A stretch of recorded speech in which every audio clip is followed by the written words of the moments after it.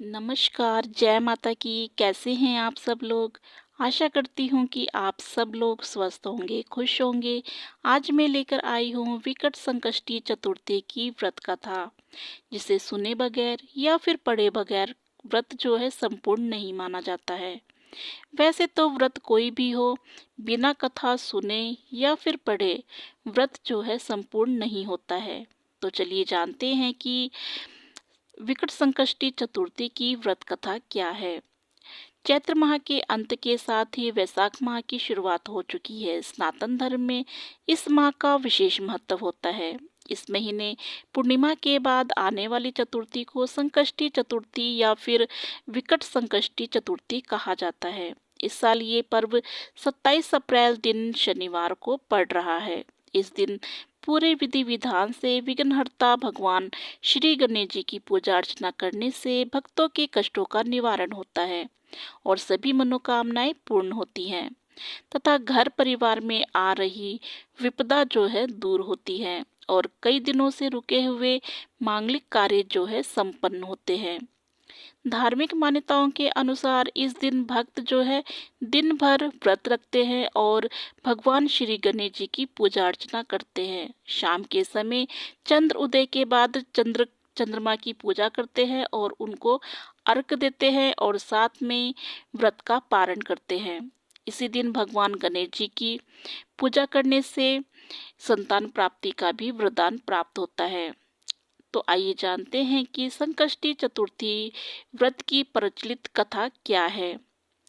संकष्टी चतुर्थी को लेकर कई प्रचलित कथाएं पुराने ग्रंथों में मौजूद है। इन्हीं में से एक प्रचलित कथा आज हम आपके लिए लेकर आए हैं।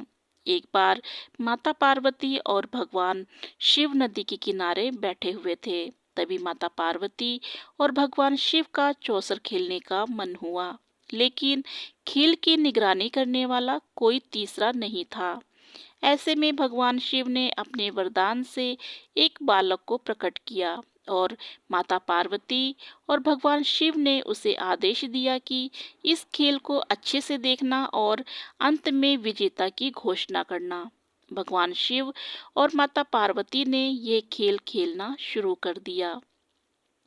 देवी पार्वती ने लगातार 3 बार खेल जीता, लेकिन बालक ने भगवान शिव को विजेता घोषित कर दिया।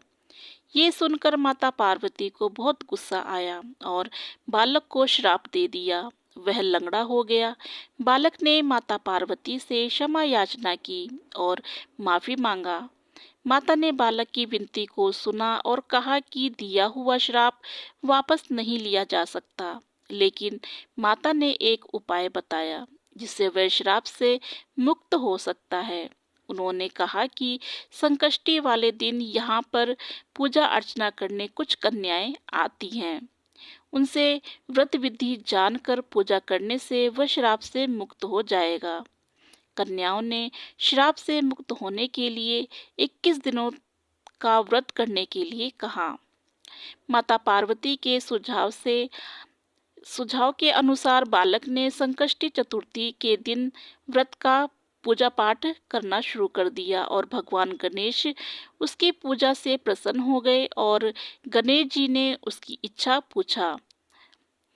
बालक ने माता पार्वती और भगवान शिव के पास जाने की इच्छा जाहिर की। गणेश जी ने बालक की इच्छा पूरी की और उसे शिवलोक यानी कि कैलाश पर्वत पर भेज दिया। वहां उसे भगवान शिव ही मिले, क्योंकि मां पार्वती भगवान शिव से नाराज होकर कैलाश छोड़कर चली गई थी। भगवान शिव ने बालक से पूछा कि वह यहाँ कैसे आया।